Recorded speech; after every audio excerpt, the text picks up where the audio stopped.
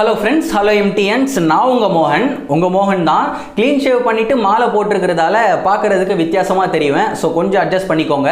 இந்த வீடியோவில் எதை பற்றி பார்க்க போகிறோம் அப்படின்னா, நீங்கள் பைக்கில், ஸ்கூட்டரில் அல்லது காரில் போய்கிட்டு இருக்கீங்க. போலீஸ் உங்களை நிறுத்தி உங்ககிட்ட டாக்குமெண்ட்ஸ் எல்லாம் கேட்குறாங்க அப்படின்னா, அவங்க கேட்கக்கூடிய ஃபஸ்ட்டு டாக்குமெண்ட் என்ன? டிரைவிங் லைசன்ஸ் தான். ஏன்னா நம்ம நாட்டை பொறுத்த வரைக்கும் உங்களுக்கு 2 வீலர் ஓட்ட தெரியுதோ இல்லையோ, குறிப்பாக சொல்லணும்னா உங்களுக்கு 4 வீலர் ஓட்ட தெரியலனா கூட பரவாயில்ல, ஆனால் உங்ககிட்ட அதுக்கான லைசன்ஸ் இருக்கு அப்படின்னா நீங்க அந்த வாகனத்தை சட்டப்படி இயக்கலாம் அப்படின்றது தான் நம்ம நாட்டுடைய வழிமுறை. ஸோ அப்போ ஃபர்ஸ்ட் நம்ம கிட்ட கேட்கறது என்னன்னா டிரைவிங் லைசன்ஸ். ரெண்டாவது என்ன கேட்பாங்க? RC book. ஏன்னா அந்த வாகனம் திருட்டு வாகனமா அல்லது நம்மளுடைய வாகனம் தானா, அது ஆர்சி கரண்ட்ல தான் இருக்கா, இல்லை எந்த ஊரை சேர்ந்தது, இந்த மாதிரி பல விஷயங்கள் எல்லாமே அந்த ஆர்சி புக்ல தான் இருக்கும். ஸோ ரெண்டாவது அவங்க ஆர்சி புக் தான் கேட்பாங்க. மூணாவதா என்ன கேட்பாங்க அப்படின்னா இன்சூரன்ஸ். நீங்க உங்க வாகனத்துக்கு இன்சூரன்ஸ் போட்டிருக்கீங்களோ இல்லையோ, அல்லது உங்களுக்கு நீங்க இன்சூரன்ஸ் போட்டிருக்கீங்களோ இல்லையோ, தேர்ட் பார்ட்டி இன்சூரன்ஸை கட்டாயமா போட்டிருக்கணும். தேர்ட் பார்ட்டி இன்சூரன்ஸ்னா என்ன, ஓன் டேமேஜ்னா என்ன, இந்த மாதிரி இன்சூரன்ஸை பத்தி மக்களுக்கு நிறைய குழப்பங்கள் இருக்கு. ஸோ இந்த இன்சூரன்ஸை பத்தி ரொம்ப எளிமையா நம்ம சேனல்ல ஏற்கனவே ஒரு வீடியோ போட்டிருக்கோம்.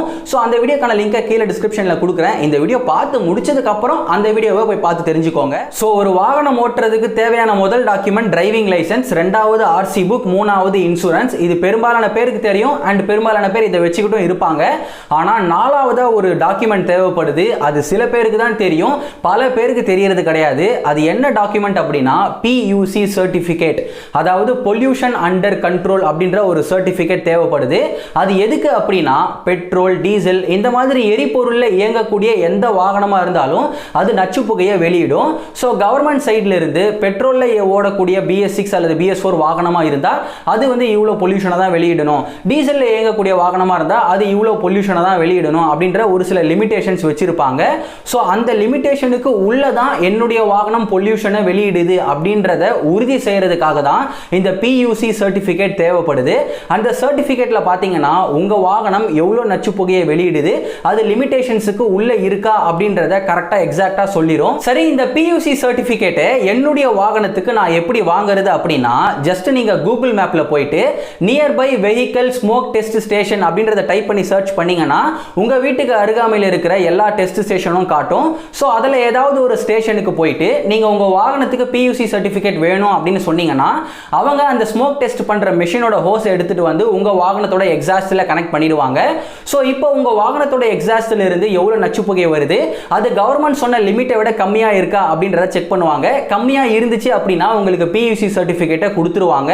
ஒருவேளை உங்கள் வாகனத்திலிருந்து நச்சு புகை அதிகமாக வருது அப்படின்னா நீங்கள் மெக்கானிக் கிட்ட கொண்டு போய் எதனால நச்சு புகை அதிகமாக வெளியே வருது அப்படின்ற ப்ராப்ளத்தை கண்டுபிடிச்சு அதை சரி பண்ண பிறகு அகைன் நீங்க கொண்டு வந்து செக் பண்ணும்போது பொல்யூஷனோட லெவல் கவர்மெண்ட் சொன்னதை விட கம்மியா இருந்துச்சு அப்படின்னா உங்களுக்கு PUC சர்டிபிகேட் கொடுத்துருவாங்க. அண்ட் 2 வீலருக்கு எவ்வளவு காஸ்ட் ஆகும் அப்படின்னா வெறும் 50 ரூபாய் தான் ஆகும். 4 வீலருக்கு 100 ரூபாய் தான் ஆகும். ஏம்பரோ இந்த 50 ரூபாய் 100 ரூபாய் மதிப்புள்ள சர்டிபிகேட்டுக்கான இவ்வளவு பில்டப் கொடுத்த அப்படின்னா நீங்க போலீஸ் கிட்ட மாட்டி உங்ககிட்ட டிரைவிங் லைசன்ஸ் இருக்கு, RC புக் இருக்கு, இன்சூரன்ஸ் இருக்கு, ஆனா இந்த PUC சர்டிபிகேட் இல்ல அப்படின்னா 50 ரூபாய் 100 ரூபாய் மதிப்புள்ள இந்த PUC சர்டிபிகேட் இல்ல அப்படின்னா உங்களுக்கு 10,000 ரூபாய் ஸ்பாட் ஃபைன். நீங்க கேட்டது கரெக்ட் தான், 10,000 ரூபாய் ஸ்பாட் ஃபைன் போடுவாங்க.